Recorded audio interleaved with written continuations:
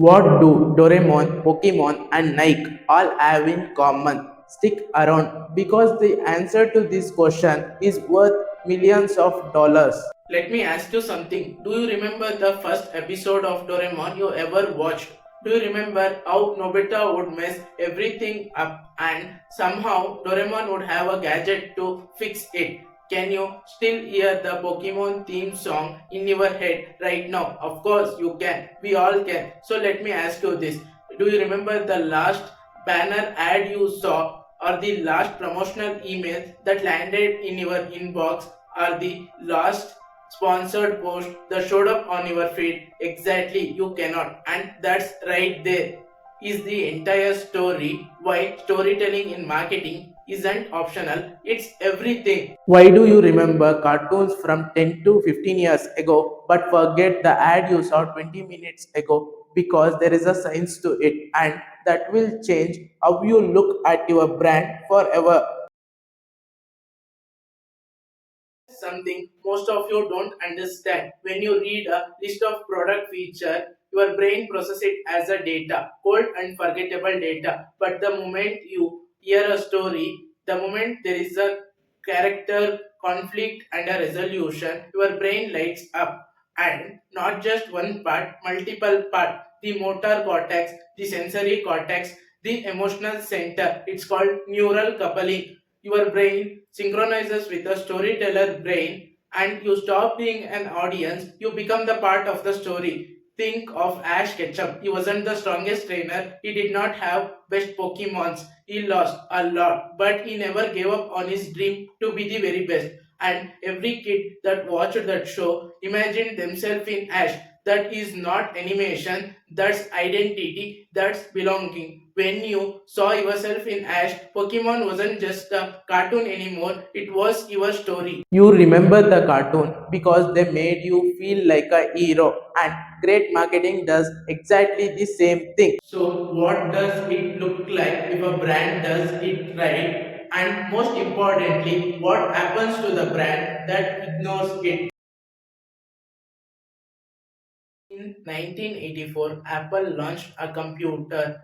They could have made an ad about RAM, processing speed, or disk storage. Instead, they made a 60-second film where an woman was running around a dystopian world and smashing a screen with hammer. They never once showed the product, and they ran the ad exactly once on national television, and it generated so much conversation that it became one of the most talked about marketing movement in the history. It wasn't about computer, it was about freedom, it was about individual versus the machine. It was a story. Now contrast that with a brand that says buy our laptop. It has 16 GB RAM and 12 hours battery life. Your brain hears that and goes okay and forgets that in next few seconds features goes in one ear and out the other, but stories stays, stories spread. But here's something even more powerful, and this is where Doraemon comes back into the picture. Doraemon wasn't just a cartoon, it was a masterclass in one thing every brand desperately needs. Think about the structure of every single Doraemon episode where Nobita has a problem, real and relatable problem. He failed a test, is scared of a bully, and he want to impress a girl. And Doraemon pulls out a gadget.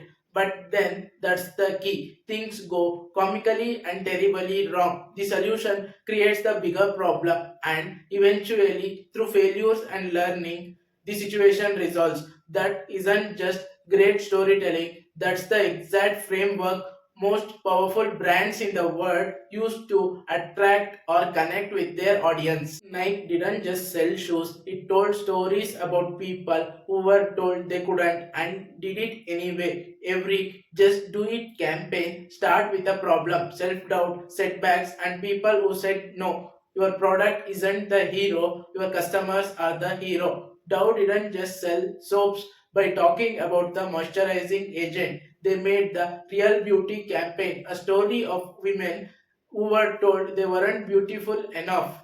And that story made people think and then made them buy, not just because of the product, but because of how the story made them think about themselves. The brand isn't the hero, the customer is always the hero. They are the guide, just like Doraemon, that helps them to solve their problems. Now, here's the uncomfortable truth most businesses refuses to hear and might be the most important thing in this entire video.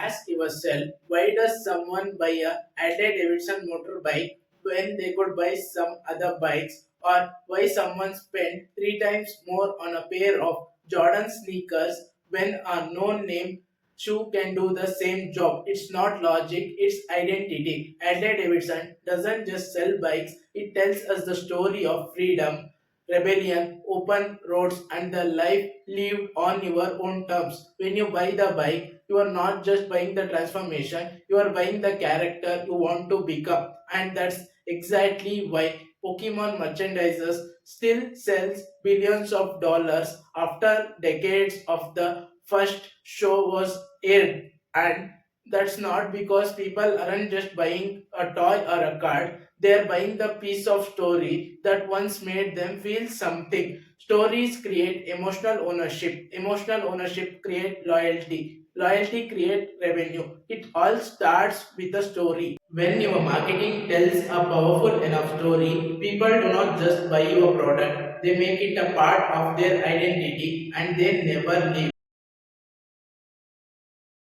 Here's what happens when a brand has no story. They need to compete based on price. And when you compete based on price, there will be someone who is going to or willing to go lower. And you become a commodity. You become invisible. You become forgettable. Stories are the only thing that makes you irreplaceable. Think about Old Spice. For decades, it was your grandfather's aftershave, and it was dying, boring, and outdated. Then they came up with a new story. The man, your man could smell like, and it was absurd, funny, and completely unexpected.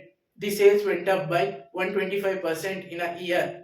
And it was same product but a completely new story. Your product and the story cannot be average. So what do Doraemon, Pokemon and Nike have in common? They made you feel like an hero. They gave you a world to belong to. They made you feel something, and that feeling became loyalty, identity, and yes, billions of dollars. So here's where I'm leaving you. The next time you sit to create a post, campaign, or record a video, do not just tell about your product or start with the product feature. Start with your audience. Find out what's their problem, what they're struggling, and what they are dreaming of. And find that and tell stories around it. Make them the hero and make your product the guide. Great marketing isn't about interrupting the people's day. Great marketing becomes the thing that people remember 20 years from now, just like the way you remember the tiny blue robot with the magic pocket. That's the power of storytelling and the most important skill in marketing. If this video hit you differently, make sure to send it to someone who is building a brand, and like and subscribe for more such informative videos.